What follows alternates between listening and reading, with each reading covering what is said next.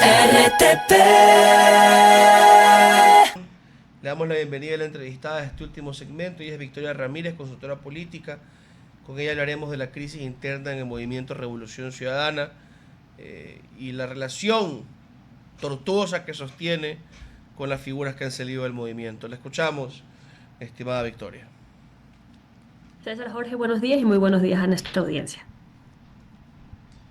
Victoria, muy buenos días también para ti. Muchas gracias por estar con nosotros. Quiero empezar un poco dándonos un contexto general sobre lo que está pasando en la actualidad en Revolución Ciudadana. Ya la semana pasada veíamos cómo definitivamente Marcela Guiñaga, quien quizás era su carta política más fuerte, ha decidido deslindarse completamente de Revolución. Estamos en vísperas de un nuevo convención nacional, donde se van a escoger nuevos directivos y demás. ¿Cuál es tu lectura general, antes de pasar a lo específico, sobre esta situación? A ver, el contexto de la Revolución Ciudadana viene, creo yo, desde el momento en que, o sea, el contexto de su ruptura, ¿no? El contexto de su crisis interna viene desde el momento en que Rafael Correa deja el poder como presidente y comienza a haber distanciamiento entre ciertos bandos. Primero vimos el distanciamiento que tuvo con Lenín Moreno, a pesar de su cercanía, a pesar de que fue su vicepresidente y fue una persona muy cercana a él. Luego, obviamente, comenzaron a ver estos liderazgos, en el caso de Marcela Guiñaga, en el caso de Pavel Muñoz, en el caso de Paola Pavón, que son gente muy cercana al núcleo de la Revolución Ciudadana, el núcleo de Alianza País en su momento, pero que estaban distanciados de ese núcleo y ahora estaban ellos trabajando en política relativamente solos. No son personas que han estado en cargos públicos a pesar de que ya no estaba el movimiento en el poder a nivel de gobierno, pero ellos todavía estaban trabajando. Entonces ahí es cuando comenzamos a ver una división entre lo que Rafael Correa como líder del movimiento dice y hace versus lo que ellos tienen que enfrentar y las cosas que tienen que resolver como políticos activos y como personas en un cargo oficial, ¿no? Ahí es cuando comenzamos a ver Pero ahí, estimada diferencias de Victoria, opinión. quisiera quedarme en ese punto que tú mencionas. Rafael Correa se refirió a eso y ha dicho que quienes dicen, bueno, yo tengo que trabajar con el gobierno porque me tiene que dar a mí al final las transferencias, dependo de esas transferencias, lo que está Claro. haciendo es permitirle al gobierno salirse con la suya, dejarse chantajear. Y él dice, yo en mis peores momentos, mis peleas con Nebot, nunca le retrasé los pagos. Bueno, sí hubo de parte del propio Nebot y de otros quejas de que no llegaba la plata del IVA y otras cosas, pero en todo caso eso es lo que dice Correa, que este es un gobierno que cometió fraude, este es un gobierno dictatorial, que no se puede coexistir con el gobierno, básicamente que hay que hacer el ejercicio del poder local para tratar de sacarlo, ¿no? Para derrotarlo. Y claro, mi pregunta es, fuera de si es bueno o malo, ¿es viable lo que él le propone a la Revolución Ciudadana? O sea, ¿puede convencer a su dirigencia de que si nosotros, los prefectos y alcaldes, nos organizamos contra Novoa, lo vamos a sacar pronto y vamos a tener un presidente de la RC ya mismo? ¿O cree usted que esa promesa, de nuevo, fuera de lo bueno o lo malo, no es posible de cumplir, no es convincente? A ver, centrarnos en lo político, precisamente, no en lo ético de si está bien o mal tratar de armar un golpe de Estado de ese tipo. Políticamente me parece que no es viable. La primera razón, y creo yo que eso es una de las cosas que más se le critica a Rafael Correa, es esa indolencia que tiene con la ciudadanía, ¿no? Una organización política de ese tipo, un esquema político de ese tipo, deja de lado lo que están sufriendo los ciudadanos en este momento. Ustedes hace un momento hablaban acerca del tema del desempleo, el tema del empleo informal. eh, y si le incluyes a eso el narcotráfico, imagínate el estado de indefensión en el que están muchas de las poblaciones del país. Entonces, que un líder político esté pensando en cómo derrocar a un presidente en lugar de cómo solucionar esos problemas que son absolutamente urgentes, pues genera una división no solo interna del partido, sino también con su base política, ¿no? Las personas que le van a dar esos votos y que en el peor de los casos, que estuvieran de acuerdo con un tipo de esquema político, de ese tipo de esquema político, pues serían los que los van a mantener en el poder después.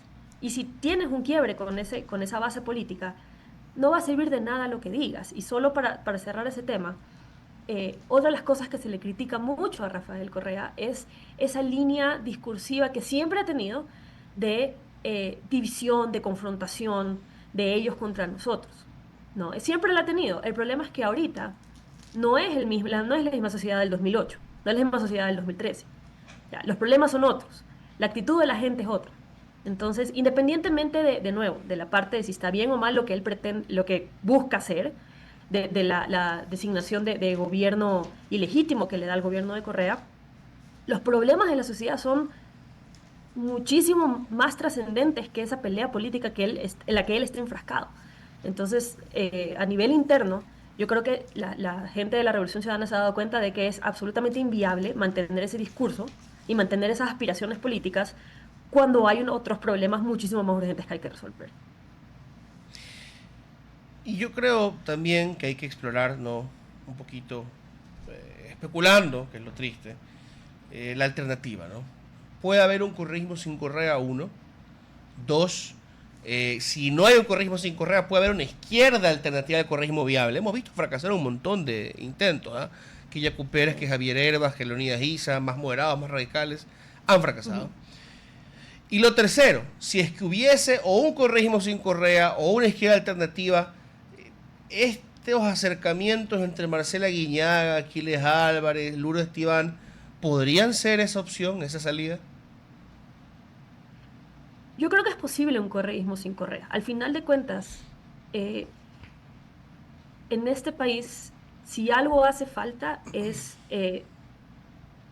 institucionalización de los partidos políticos. Eso es bastante de los problemas que tenemos de gobernabilidad, de transfugismo, de ultrapresidencialismo, viene por el hecho de que los partidos políticos no están consolidados, no generan cuadros de verdad y no permite que las opciones políticas sean realmente opciones políticas y no necesariamente opciones personales, ¿no? Claro. Yo no voto por una ideología o por un partido, voto por una persona. Entonces, si el correísmo es capaz de identificar eso, ¿no? Que de hecho dentro de los esquemas internos del correísmo, tal vez actualmente no, pero antes, militancia interna, tenían muy buen proceso de desarrollo de cuadros. Entonces, ellos serían capaces de generar un partido, un movimiento político que no dependa de la figura de Correa o de nadie más. Yo personalmente pienso que es posible. Ahora, el quiebre tiene que ser total. O sea, un correísmo sin Correa requiere que terminen con Correa, absolutamente. Eso es algo que nadie se ha atrevido a hacer hasta ahora de manera frontal. Decir, o sea, ya no, estas personas ya no me representan a nivel político ni a nivel ideológico y es alguien a quien no le vamos a hacer caso. Eso no ha sucedido a ese nivel, ¿no? ¿Por qué crees que no ha sucedido? Porque me parece a mí que todavía están dentro de esa dinámica de todos somos una sola entidad política, ¿no? Si bien estamos fragmentados internamente, si bien tenemos ciertas diferencias a nivel ideológico, a nivel político, todavía somos todos parte del mismo grupo, ¿no? Somos parte de lo que fue Alianza País, lo que es la Revolución Ciudadana, somos parte políticamente de este grupo.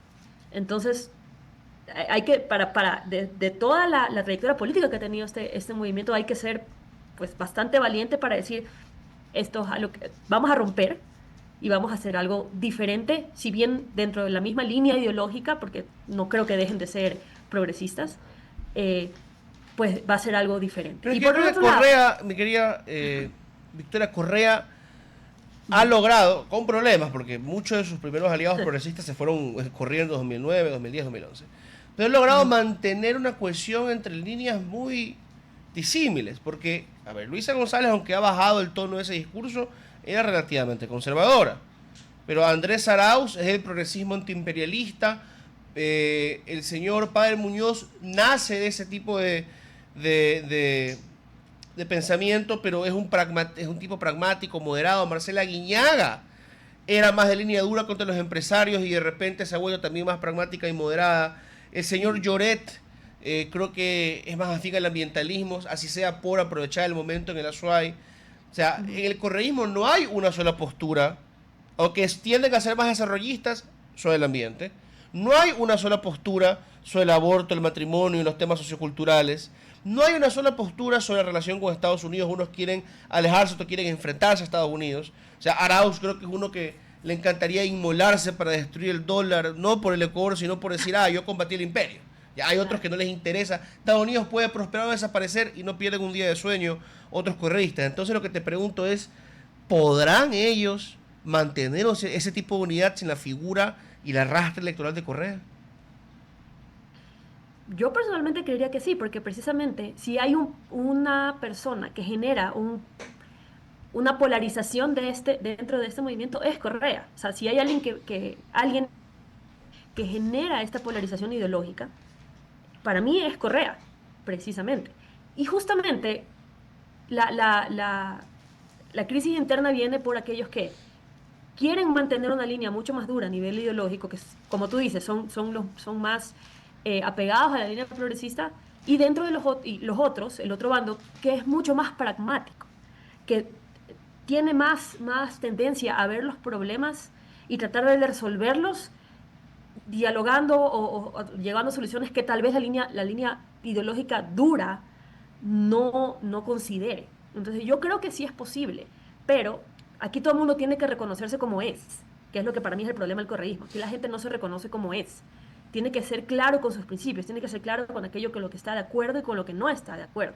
Hay cierto nivel de incoherencia y siempre lo ha habido dentro de las líneas del correísmo. Siempre ha habido cierto nivel de incoherencia. Tienen una suerte de paraguas, que es el progresismo, las ideas de izquierda, pero sí ha habido una línea interna que separa a personas que están más dispuestas a estar con la línea pragmática y personas que están más dispuestas a estar con la línea ideológica. Entonces, y yo creo que Rafael Correa es precisamente ese polo que jala a la gente hacia la línea ideológica. Pero, de nuevo, aquí estamos hablando de un movimiento político, de un grupo político, que tiene ciertas aspiraciones políticas. Entonces, dentro de esa línea ideológica hay que ver qué es posible y qué no es posible. Y yo creo que ya en los últimos años el correísmo se ha dado cuenta de que su línea anterior, dura, confrontativa, divisoria, ¿no? Que es el discurso que lo llevó a Rafael Correa al poder, pues en este momento ya no es algo viable. Y si quieren seguir siendo un actor relevante a nivel de política, si quieren ser de verdad una oposición, tienen que consolidar todos esos aspectos de su identidad. Tienen que saber quiénes son, qué van a hacer y cuáles son sus objetivos. Yo creo que eso no tienen claro actualmente.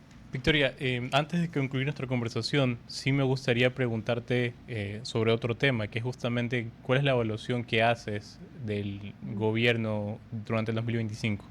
En general, sé que es una pregunta profunda, pero ¿cuáles son aquellos puntos relevantes que tú crees hacen parte de la evaluación final antes de terminar este año?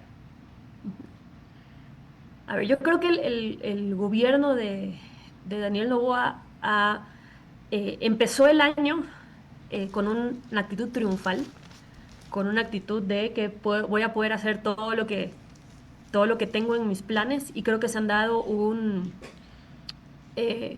topado con una pared muy grande. Primero fue la de la Corte Constitucional y luego fue la de la ciudadanía, que es la más importante.